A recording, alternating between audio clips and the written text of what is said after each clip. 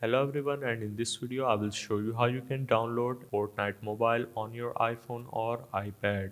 First of all, you need to open up any browser that you are using, and then you just need to search for xbox.com/play, and once you have searched for this will take you to this particular page where you need to search for Fortnite mobile. If you cannot find this, tap on the search icon on the top right and search for Fortnite. Now after that, go for it and then go for get ready to play.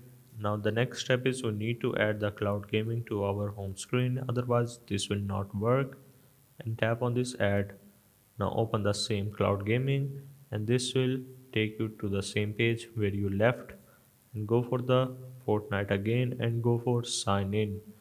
Now once you have tapped on the sign in button, you have to make sure to have a Microsoft account.